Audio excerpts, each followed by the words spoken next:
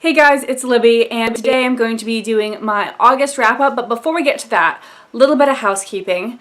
I have bought my plane ticket to Amsterdam. I will be leaving on September 14th. So I'm not sure if my video schedule, I don't have a video schedule thing, but if you might be seeing a little bit less of me. That's what I'm trying to say. I will definitely be back for a September wrap-up at the very least, and I am planning to film 4 videos today. So you will not be without Libby for the month of September, have no fear.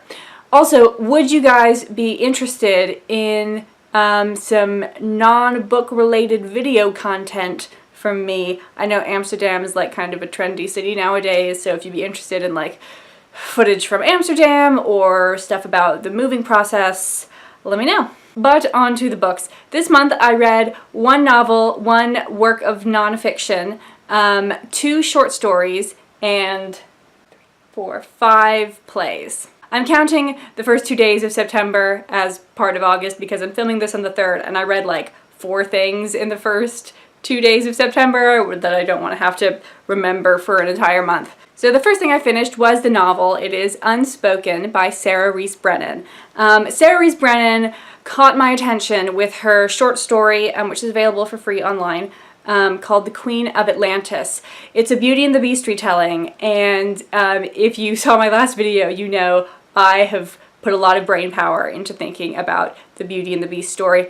And I honestly think it's the best Beauty and the Beast story I have ever read. So I did want to check out her Gothic YA series. I've never read, I read a lot of Gothic, but I've never read Gothic YA before. Unspoken is the first book in a trilogy called The Lynburn Legacy. And our main character is a girl named Cammy Glass. She lives in modern day England in a town called Sorry-in-the-Vale. Such a very English name, such a very Gothic name. And she is sort of an aspiring journalist. She started a newspaper at her high school. And she also has an imaginary friend. There's a person whose voice she hears in her head and she can talk to him. Hashtag not weird. And at the beginning of the book, the sort of baronial family of the area, which has been gone for 17 years, comes back, and one of the members of the family is her imaginary friend, but real. Then a lot of weird, sinister things start to occur. Animal sacrifices, someone pushes Cammy into a well, and then Cammy has to, go investigate and pursue the truth, as a journalist must do. I actually found this quite fun. Gothic I would normally not describe as a fun genre. I'm not sure if that is a function of this being YA or if it is a function of this being sassy Gothic. Someone on the back or possibly in the front described this as sassy Gothic. In most Gothic novels, our protagonist is very isolated, either physically or socially or both. This book isn't like that. This book has a bunch of really well-developed side characters, including parental figures who normally get ignored in YA. And there's a lot of witty repartee between Cammy and her friends. So this is certainly more fun than your typical Gothic novel. I also have to say that Sarah Rees Brennan is very technically skilled as a writer. There's a lot of pitfalls you can fall into, and a lot of tropes you can just sort of feel yourself being sucked into, but she doesn't do that. She's also very good at showing, not telling. So for example, Cammy has a very strange fashion sense, but you don't, no one tells you this. The narrator doesn't bring it up. None of the other characters mention it in dialogue, but every time Cammy's outfits are described, you're like, that's a bit of an odd look you got going on there. The one thing that I didn't love about this book is that as we get to the end, when the big things start to be revealed, the book definitely had a chance to take a turn for the surreal, but instead it took a turn for the fantastical. And my opinion is, if you have the opportunity to take a turn for the surreal, do that. The surreal is awesome. But I think if that had happened, it would have been harder to keep that going as a trilogy. So I am going to keep reading this series with, a little bit of disappointment in my heart.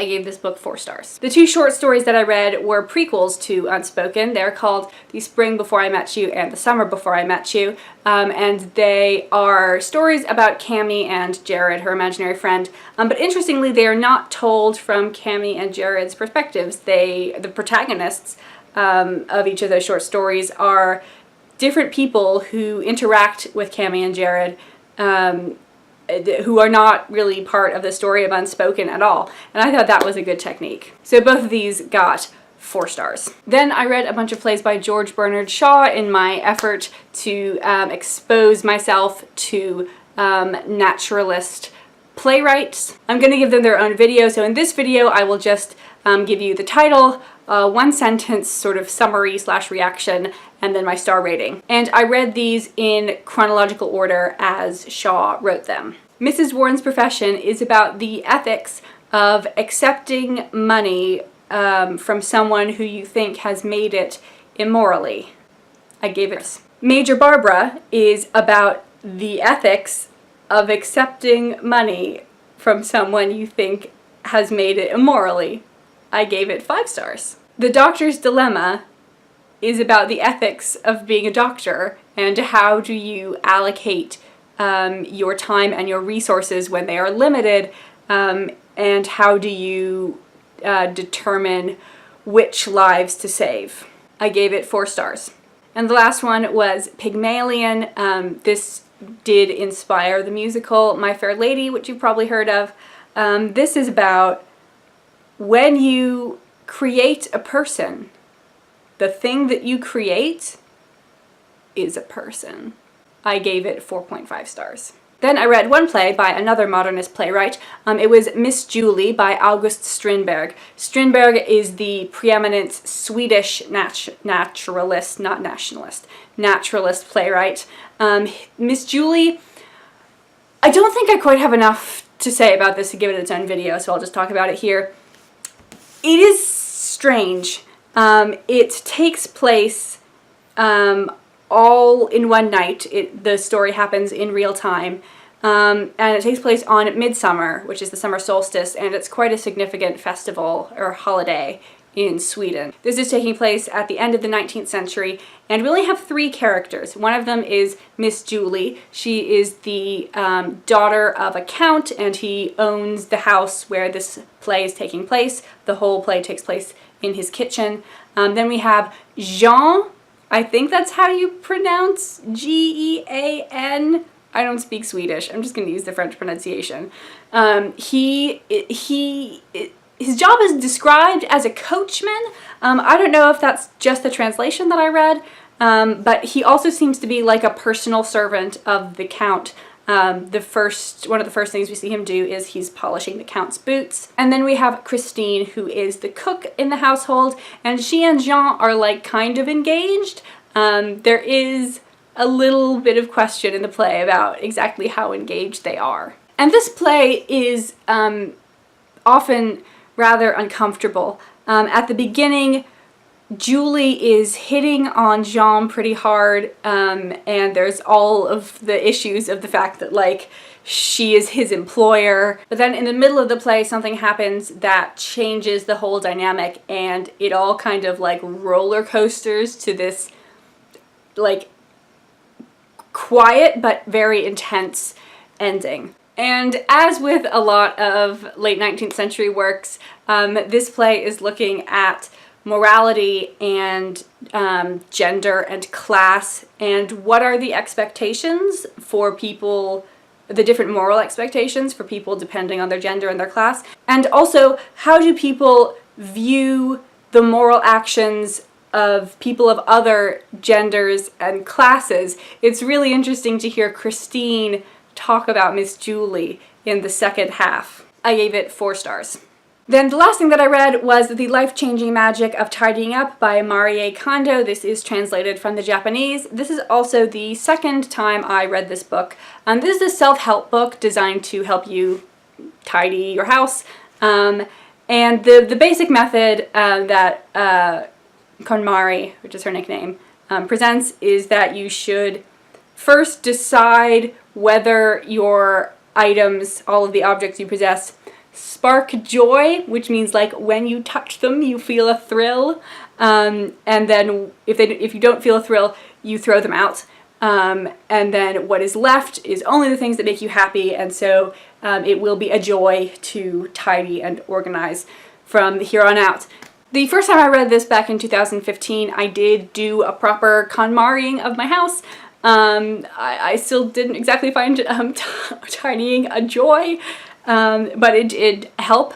And I wasn't doing like a full KonMari method now, but since I'm moving and sort of packing all of my stuff up, and then I'm going to be taking it all out and creating my new house, I did sort of want a refresher on her thoughts.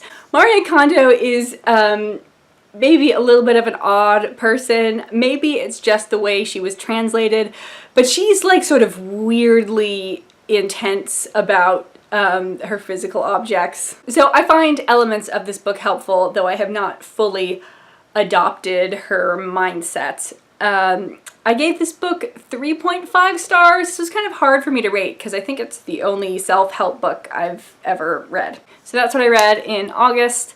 I'll see you guys soon.